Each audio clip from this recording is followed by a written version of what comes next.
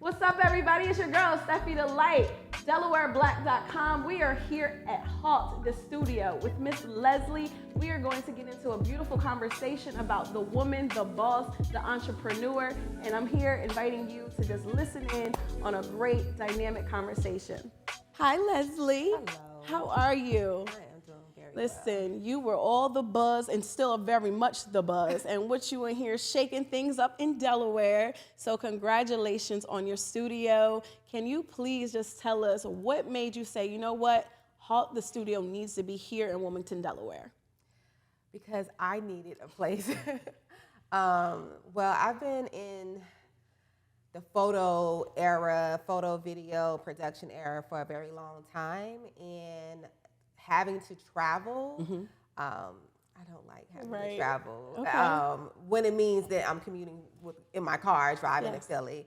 But normally when I'm looking for Airbnbs or Pure Space, the closest thing is in Philly, DC, New York. There's nothing in Delaware. There are photo studios, right? But it's all about content right now, and people want to be able to have the aesthetic. That's what they're focused on.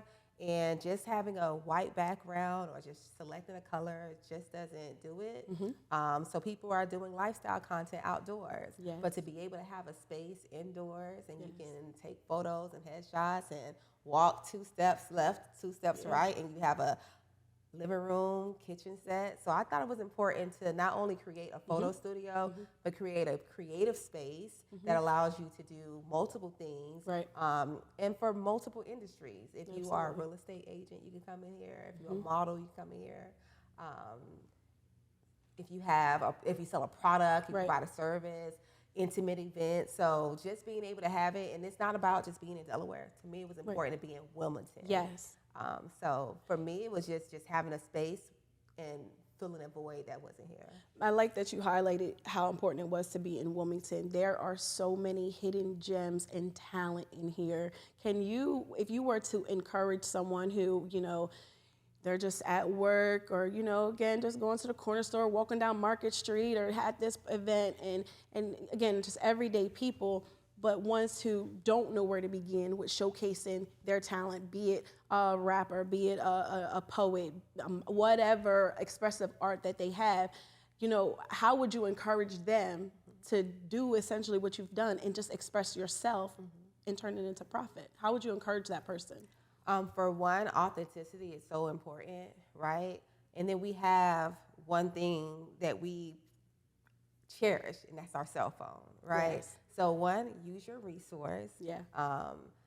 Authenticity is going to be so important. Just be yourself. People love the people that are just themselves, because if they can, you can create a community of people that just love you and they feel like they know you. You can build off of that. And a lot of people don't realize it until people are liking them and commenting them, and they become viral now. That's the new thing, right? Becoming viral. And there are a lot of one-hit wonders, but people that normally become viral, they've been doing it for a very long time. 10 years overnight they've been success, doing it for a very long time. And they just being themselves. And then one of these days, something happens and someone reposts it and share. So I just feel like just consistently do what you do, what you're passionate about, what you love. Use your phone, and I think it's so important to document. Not record everything you feel like, oh, this may go viral. Just document. You know, I tell, especially new small businesses, I tell them, if there's not a way for you to identify right away like what people want, document your day and see how people, you know, respond to that. Maybe they'll be relatable to something that happened to you that day.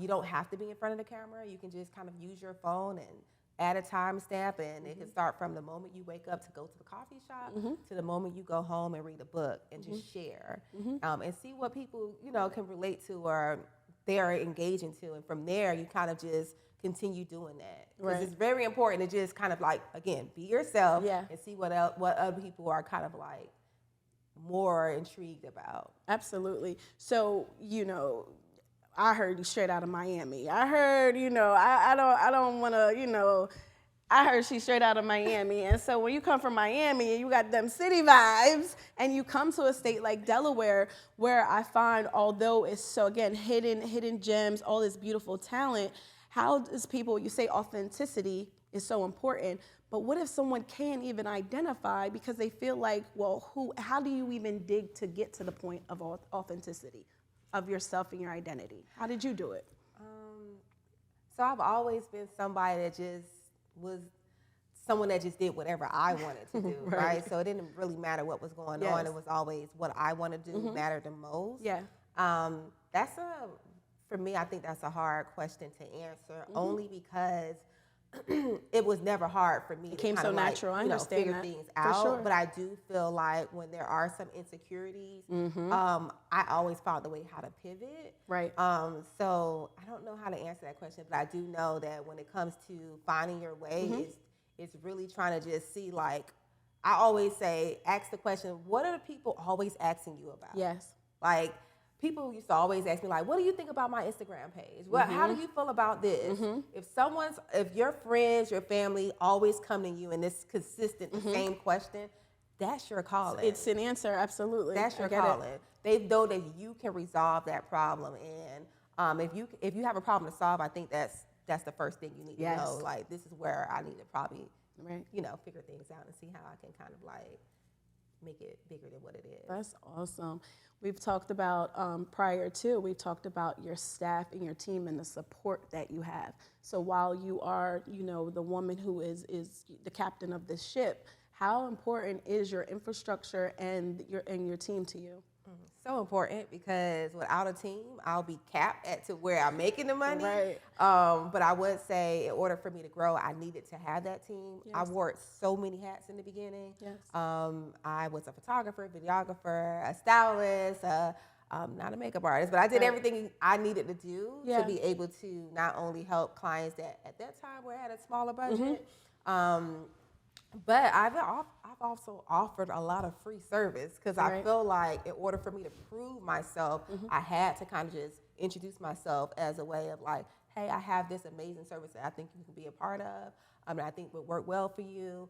I'll love to do this for you for free for 1 month. If you're interested, we can move on to a month-to-month, or at that time, the commitment was 3 months. Right. So once I start doing those, like once I started gaining my clientele, there are things that I just couldn't do. And it was starting to be obvious. So I was like behind the scenes looking for work. And then we hit with what happened, COVID, and everybody had to be in the house. Yes. That's actually the most I was able to make, because a lot of people through PPP was able to fund their business. And that was the moment that I used to be able to hire more people. Beautiful.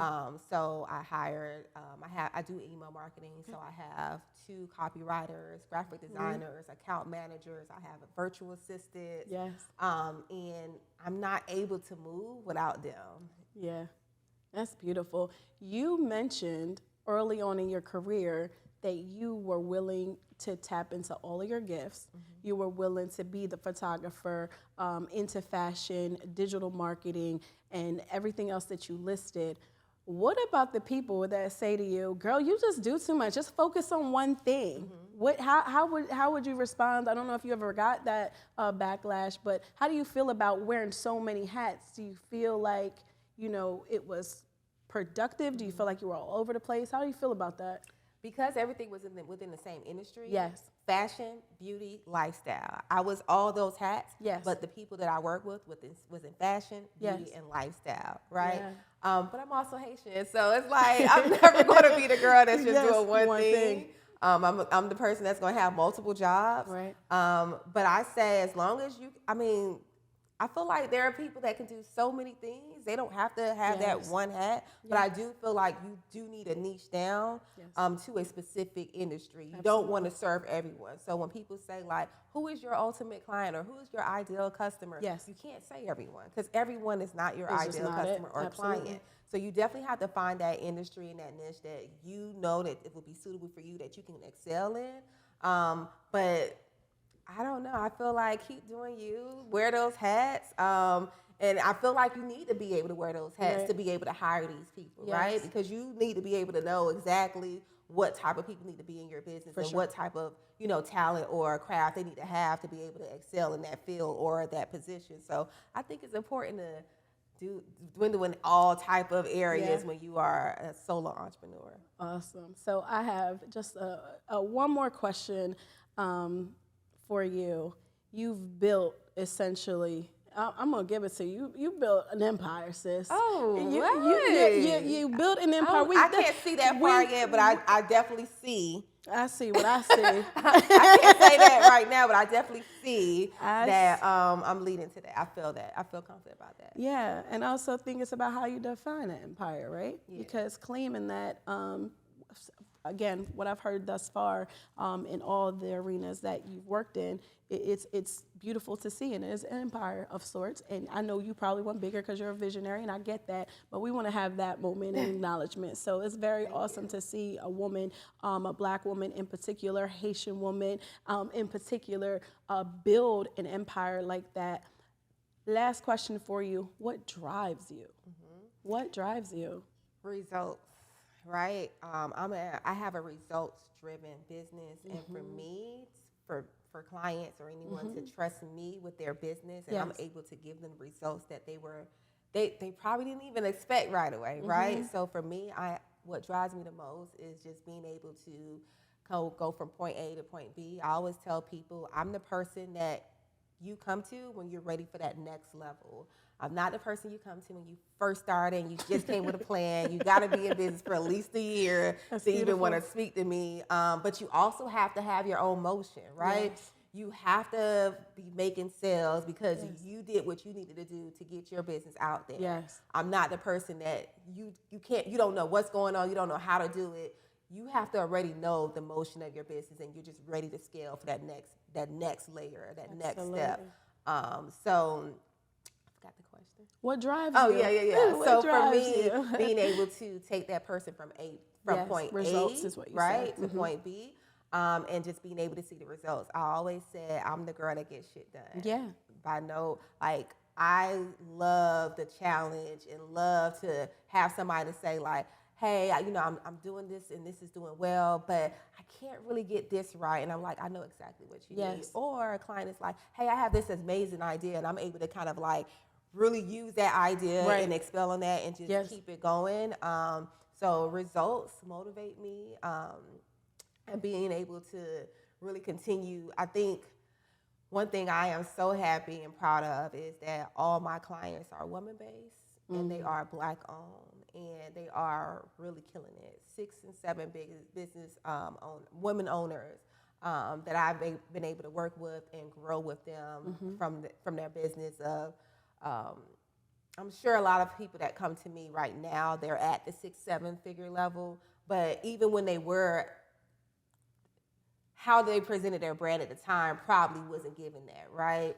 Or they just needed that special sauce to kind of get the vision out there. So I really pride myself in working with amazing Black-owned businesses. Yes, and absolutely. Congratulations to you and what you just spoke to. I can definitely tell. I mean, even with our interaction, that you are a girl's girl. I know. You are a girl's girl, and I know amongst our community that's so important to advocate for one another, to support one another, to show what professional business looks like. At the end of the day, we don't have to be friends, but we do need to, as you mentioned, get those results right and help one another move to the next level.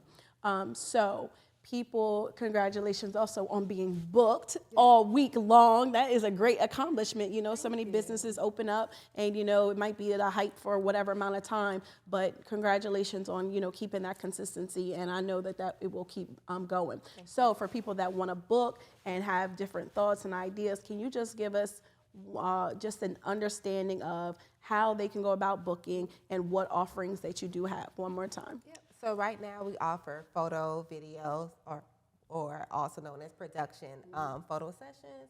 We also have a podcast studio. You can book directly if you go to Instagram. There's a link in the bio. Click on the link, and it gives you options on wherever your mind is as far as like what you're interested in. So if you're interested in booking photo and video, or podcast, you'll have the links there. You can send me a DM. We can talk things through. Right now, we are also offering intimate events. So if you have maybe meetings or a conference or maybe, I don't know, anything that doesn't require the public, it's more private events here because we want to keep this space really nice. Absolutely. So, yes, so we offer production, podcast, and intimate events. Gotcha. And emphasis on intimate, okay? And it's not the family reunion and everybody outside together, just intimate, little dinner party. Keep it cute is what she said. And what I just want to also add, sure, please. because this is a huge space, people are using it for outside of just photos. I had a casting call here before. You're awesome. I have someone booked in the near future that is booking for an updating art show. So you can utilize this space however you please. It's not always about photo. People come here just to come here with their their tripod and their phone and take photos of themselves. Right, for sure. So you don't have to have an amazing photographer to come in here and shoot content. Results driven. At the end of the day, let's just get the job done, Yes, or whatever for that sure. is. It's space for the community to use, to utilize, to book. So that's beautiful. Listen, it has been a pleasure speaking with you. Thank you so much for the insight on, just who you are. We really, really, really appreciate that. Again, guys, it is Steffi the Light with DelawareBlack.com. Haute the Studio is here, Wilmington, Delaware, Miller Road. Leslie, owner, operator, we applaud you. And listen, for everything Delaware Black-owned businesses, again, it's DelawareBlack.com.